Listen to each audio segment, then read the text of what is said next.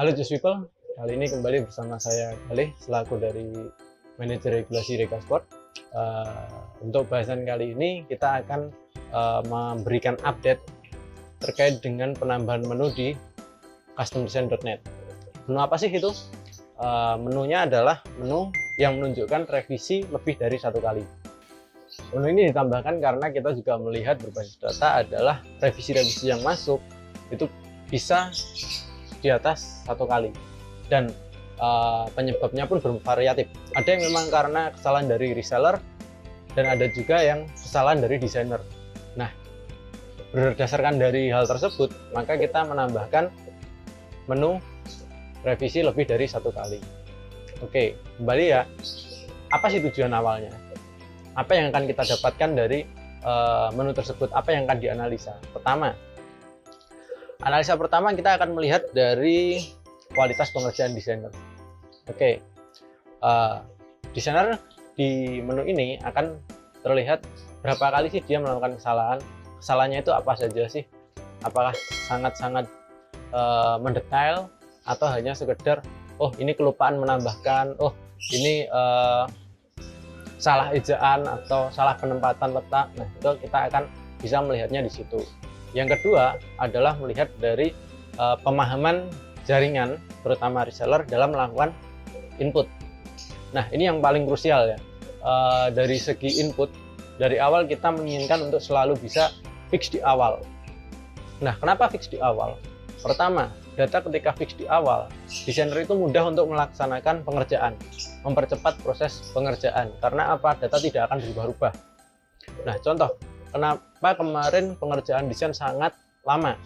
Bisa dikatakan lama ya, cukup lama. Salah satunya karena banyaknya revisi yang masuk. Dan revisi ini di luar dari batas yang sudah ditentukan.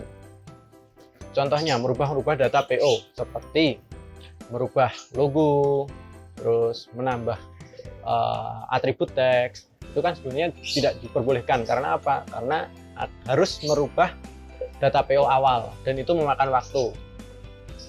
Nah, dari segi inilah kita akan melihat pemahaman dari reseller.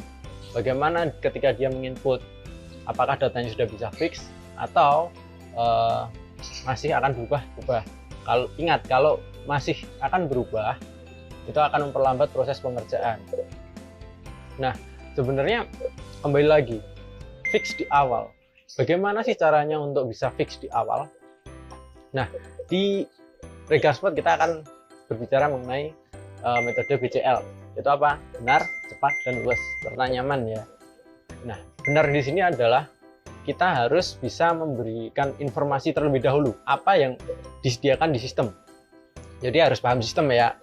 Buka-buka, kemudian mempelajari di sistem butuhnya apa saja. Kemudian harus bisa menginformasikan loh batasan-batasan kami ketika mengajukan desain, apapun ya, apa form-form yang harus diisi, apa yang harus dilampirkan, itu harus kita gali dari user, sehingga apa data yang akan diinputkan itu valid dan benar, sehingga tidak menjadikan revisi di kemudian hari karena penambahan-penambahan yang di luar batas.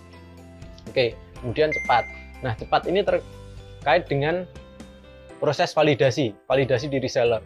Validasi ini harus disampaikan ke user.